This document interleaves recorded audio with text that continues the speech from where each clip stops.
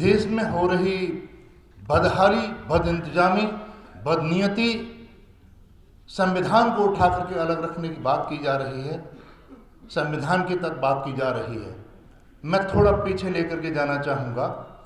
हमें इतिहास का अध्ययन करना होगा, को बर्बाद करने के लिए, उस संस्कृति को बिगाड़ने के लिए, हमारी संस्कृति का दोहन करने के लिए आज वहाँ पर पहुँच करके उन्होंने वहाँ पर पंडितों के पुजारियों को लेकर के पूजा अर्चना की। तो ये सब तरीके से हमारी संस्कृति को बर्बाद करने की कोशिश की जा रही है।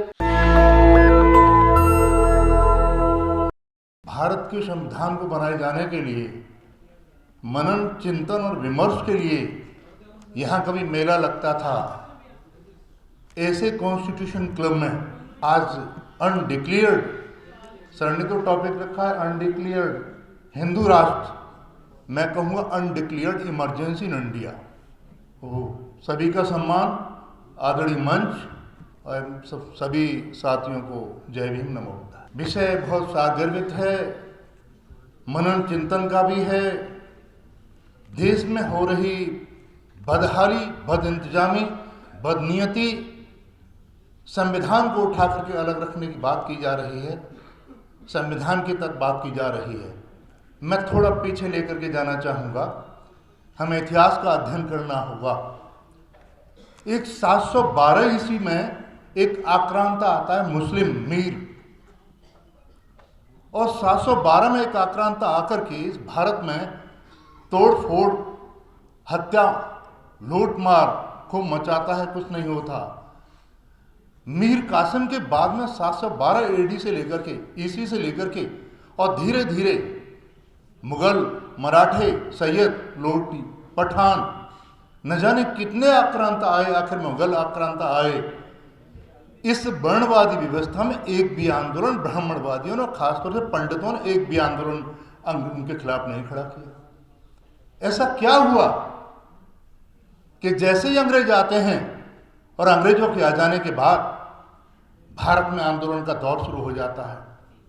यह शुरुआत होती है ब्रिटिश भारत के आ जाने के बाद 1773 में, जब रेगुलेटिंग एक्ट पास होता है। रेगुलेटिंग एक्ट पास होने पर हुआ ये कि ब्रिटिश गवर्नमेंट ने यह महसूस किया कि यहाँ पर संवैधानिक व्यवस्था, न्याय की व्यवस्था, कानून की व्यवस्था जाति और वर्ण के आधार पर नहीं चलेगी, इक्वलिटी ऑफ लॉ, कानून के समान दायरे में रहने की।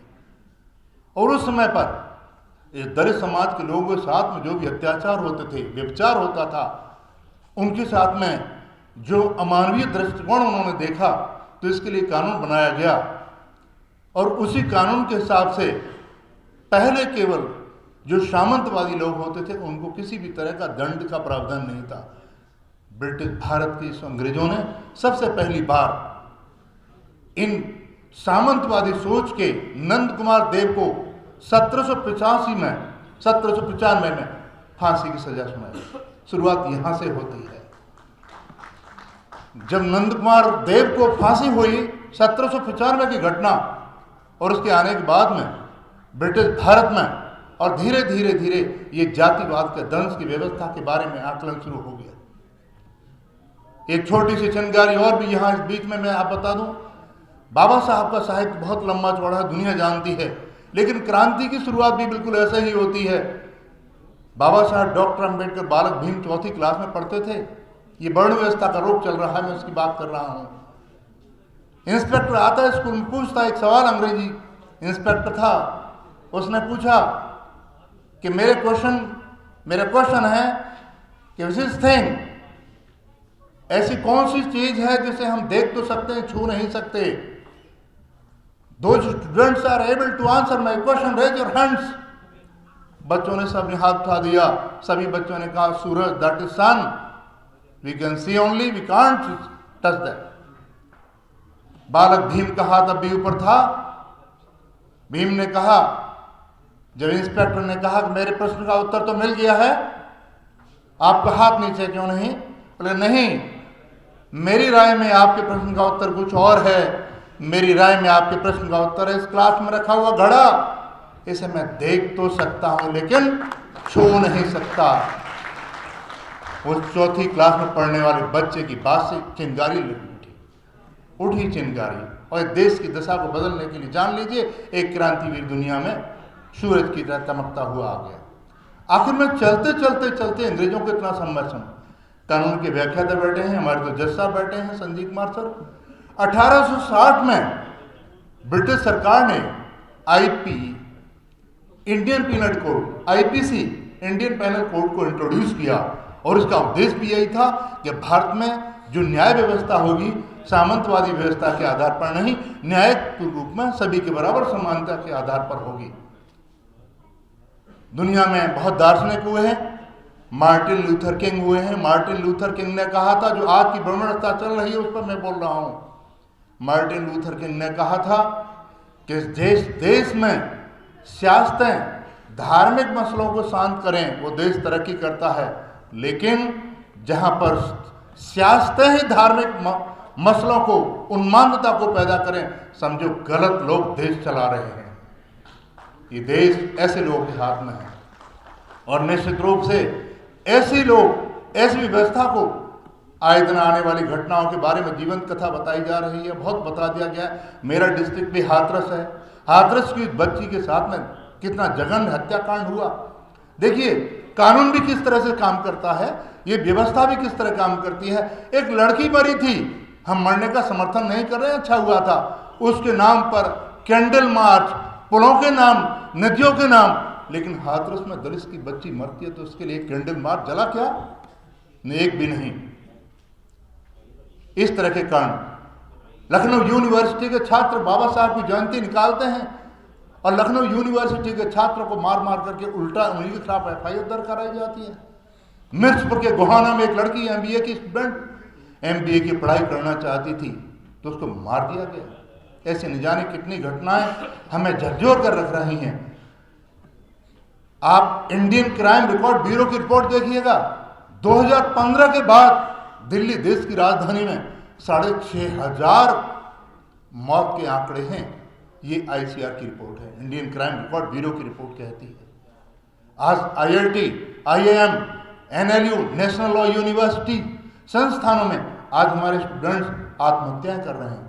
13,600 स्टूडेंट्स पिछले 5 वर्षों में, आपको आंकड़ा है या नहीं पता, 13,600 students IIT, NLU, central universities में आत्महत्या कर चुके हैं या आत्महत्या करने के लिए मजबूर किया गया है। कोई देख रहा है? आपका सर्वे है, साइकोलॉजिस्ट की टीम जानी चाहिए गांव गांव, डॉक्टर्स की टीम जानी चाहिए। मैं यहाँ देख रहा हूँ युवाओं की टीम है। युवाओं को भी मेरा आह्वान है, बाबा साहब ने भी कहा था कि यदि हमारे युवाओं को जब कभी अवसर मिले तो उनको 2 बातें सिद्ध करके दिखानी होंगी, और वो ये, एक तो वो योग्यता में सिद्ध करके दिखाएं कि हम काबिलियत में किसी से कम नहीं हैं, और दूसरा वो अपनी योग्यता का अपनी योग्यता का प्रयोग अपने समाज को सशक्त और ताकतवर बनाने के लिए इस दिशा में लगाएं। आए दिन हम कितने जाते हैं, हमारे बीच में कितने एम्प्लॉयज बैठे होंगे, हम में से कभी जाते हैं क्या? बाबा साहब डॉक्टर अंबेडकर ने भी, जब भारत के सबसे पहले आईसीएस होती थी, इंडियन सिविल सर्विस, जो आज आईएएस है, जब आईसीएस बने तो उन महाशय को बुलाया। बाबा साहब ने कहा कि आप मेरी कोठी पर आना, आपसे कुछ बात करनी है। तो शाम को पहुंचे, बोले बाबा साहब आपने मुझे बुलाया, कुछ काम होगा? बोले नहीं, कोई काम नहीं। बोले ऐसा करना, जब कभी मौका मिले तो जिस गांव से, जिस चाल से, जिस बस्ती से, जहां से भी आए हो, वीक में, महीने में एक बार अवश्य समय निकालना और उस बस्ती में, क्योंकि तुम्हें लाल बत्ती की गाड़ी मिली है, इस लाल बत्ती की गाड़ी को लेकर के जाना, उन बस्ती के लोगों के बीच में कुछ नहीं करना है। उस गली मोहल्ले में खेलने वाले बच्चे तुम्हारी लाल बत्ती को देखेंगे, तुमसे पहले लाल बत्ती देखेंगे, तुम्हारी गाड़ी को देखेंगे, और जहां गलियों में उपले बना रही होंगी औरतें, वो भी कल सोचेंगी ये बच्चे का आज ये हाल, इतनी शानदार गाड़ी इसकी, तो मेरा बच्चा भी कल ऐसे सपने देखना चाहिए। तो इस तरह के सपने दिखाने के लिए आने वाले दिनों के लिए आपको तैयारी करनी होगी। आए दिन हत्याएं हो रही हैं, हमें बहुत सारे तरह के काम करने होंगे। यूनिवर्सिटीज़ में, कॉलेजेस में पढ़ाने वाले जो स्टूडेंट्स हैं, आप लोग एक बार बैठक वीक में जरूर करें, अपने गाँवों में जाएं। स्टूडेंट्स कैंपेनिंग, अभी दिल्ली यूनिवर्सिटी में और जेएनयू में चुनाव हो रहा था, तो जेएनयू की क्लिप आई थी मेरे पास में। स्टूडेंट्स कहने लगे साहब जो एबीवीपी के हैं और कहने के लिए वो दूसरे पार्टी से जुड़े हुए लोग हैं, उनके सशक्त, तो आकर के डपली बजाते हैं। तो हमने उनको सलाह दी कि डपली बजाते हैं, आप अपने हाथ में चिमटा भी ले लो, वो चिमटा दोनों जगह काम आएगा। और इस तरह के अपने स्टूडेंट्स को हम मोटिवेट करना चाहिए। आपके पड़ोस में ही एक डॉक्टर अंबेडकर एकेडमी मसौदा गाजियाबाद है, आप में से जरूर कुछ ने देखा होगा। यदि नहीं देखा है तो मैं आपको जानकारी देता हूँ, एक बार जरूर देखिएगा। 20 बीघा में वो अकेडमी बनाई गई है, जहाँ पर हमारे प्रदेश देश के जितने भी सिविल सर्वेंट्स हैं, ऑफिसर्स हैं, IAS हैं, IPS हैं, जजेज हैं, कलेक्टर हैं, प्रोफेसर्स हैं, सिविल सर्वेंट्स हैं, यूपी स्टेट के ऑफिसर्स हैं, एजुकेशनिस्ट हैं, डॉक्टर्स हैं, सभी ने मिलकर के एकेडमी बनाई है। और उसका परिणाम ये है, 9 साल हो गए उस एकेडमी को चलते हुए। अभी यूपी PCS प्रीलिमिनरी एग्जामिनेशन में 26 स्टूडेंट्स ने क्वालिफाई किया है, अभी रिसेंटली 2025 में। और 2024 में 22 स्टूडेंट्स ने अभी तक एग्जाम प्री क्वालिफाई किया यूपी PCS। 8 वर्ष में, पिछले 8 वर्षों में इस एकेडमी से 138 स्टूडेंट्स सिविल सर्वेंट्स अच्छी प्रेस्टीज सर्विसेज में जा चुके हैं। ये आपको बॉटम पर, धरातल पर करना होगा। गांव-गांव एक मुहिम और चलाइएगा। मैं भाषण नहीं दे रहा हूं, मैं आपको बता रहा हूं कि आपको सचेत कैसे कैसे रहना होगा। क्लब्स बनाइए, गठन करिएगा, युवाओं को ट्रेनिंग दीजिए, मार्शल आर्ट सिखाइएगा, अपने युवा बच्चियों को स्कूल्स कॉलेज में ट्रेनिंग दीजिए, यूथ टीचर्स ट्रेनिंग दें उनको। लाठी, डंडा, सीटी, ये आपके हर घर में होनी चाहिए। आपके अंदर जज्बा होना चाहिए इस तरह की ताकत को रखने के लिए। दुनिया में आज आए दिन जो ये इमाम या मजहब जिस तरह का ये फैलाया जा रहा है, ये मजहब केवल कमजोर करने के लिए नहीं, हमें राष्ट्र को तोड़ने के लिए बनाया जा रहा है। आए दिन आप देख रहे होंगे प्रधानमंत्री जी का दोहरा चेहरा। हमारे प्रधानमंत्री जी जब भी विदेश की यात्रा पर जाते हैं तो क्या कहते हैं, मैं बुद्ध की धरती से आया हूँ, बुद्ध की धरती से आया हूँ। वो नहीं कहते मैं राम रहीम की धरती से आया हूँ, बुद्ध की धरती से बोलते हैं। और जैसे ही वो हमारे Taiwan, Japan, Thailand, Burma, Indonesia, in country में जाते हैं तो उनको बुद्धा इधर से क्या लेके जाते हैं, कहने के लिए तो बुद्ध की धरती से आया हूँ, लेकिन उनको वहाँ से बुद्धांड धम्मा मिलती है। तो ये हमें सोचना होगा कि इनकी करनी और करनी में बहुत अंतर है। आप देख रहे होंगे पाखंड वक्त का ही एक नया रूप। 12 मई को बुद्ध पूर्णिमा के अवसर पर और यूपी के बिहार के गवर्नर को प्रेरित करके भेजा गया कि बुद्ध जयंती बाबा साहेब डॉक्टर भीमराव अंबेडकर ने जिस धर्म को अंगीकार किया था, उस धर्म के अनुयायियों को बर्बाद करने के लिए, उस संस्कृति को बिगाड़ने के लिए, हमारी संस्कृति का दोहन करने के लिए आज वहां पर पहुंच करके उन्होंने वहां पर पंडितों के पुजारियों को लेकर के पूजा अर्चना की। तो ये सब तरीके से हमारी संस्कृति को बर्बाद करने की कोशिश की जा रही है।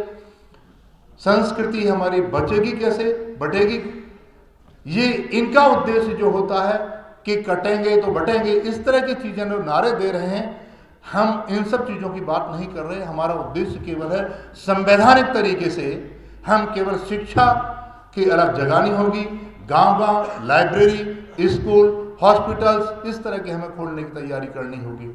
डॉक्टर्स लोग हैं, मेरी उनको सलाह है जो भी हों कि गांव-गांव जाएं और अपने अपने गांव में जा करके एक शिविर कैंप लगाएं। हमारे लोगों की बदहाली, इंतजामी को जरूर देखें। आने वाले समय के लिए हमें बहुत सारी चीज़ों को और देखना होगा। हम इन विषयों पर काम कर रहे हैं, ये छोटी छोटी चीज़ों को हम बना रहे हैं। स्टूडेंट्स को समझाने की ज़रूरत है, युवाओं को समझाने की ज़रूरत है। हमारे पास जिनके पास भी वक्त हो, हमें समझना होगा। आने वाली नस्लें हमारी माफ़ नहीं करेंगी। आने वाले समय के लिए हमें सावधान रहना होगा, सचेत रहना होगा। राजनीति, एक शुद्ध और स्वच्छ राजनीति करने की जिम्मेदारी युवाओं की भी है और स्वतंत्र रूप से रहने वाले हमारे सभी नागरिकों की भी है। तो हम वास्तव में संवैधानिक ढांचे के आधार पर हमारी बातें सही सुनी जाएं। हमारी बातें सुनने वाले और सुनाने वाले आज बड़ी कमज़ोर हमारे आदरणीय विधायक जी बैठे हैं, लेकिन मुझे कहते हुए कोई झिझक नहीं है। आज वास्तव में भारत की संसद में जहाँ कानून बनते हैं, 131 सांसद बैठे हुए हैं।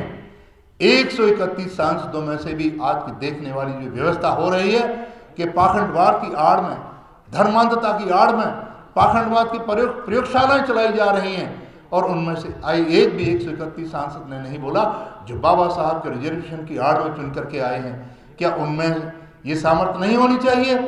देश की राजनीतिक पार्टियों में ये उम्मीद करती है जनता कि आपको हम चुन करके भेज रहे हैं तो कल हमारी आवाज़ उठाएंगे, लेकिन संसद में ये आवाज़ सुनाई नहीं देती। ऐसे बहुत सारे कांड हैं देश में हुए हैं। अक्षय प्रकाश एक दिल्ली विश्वविद्यालय का छात्र था, मैडम बैठी हैं, नाम जानती होंगी, इवनिंग कॉलेज का छात्र था। घटना 2010 की है।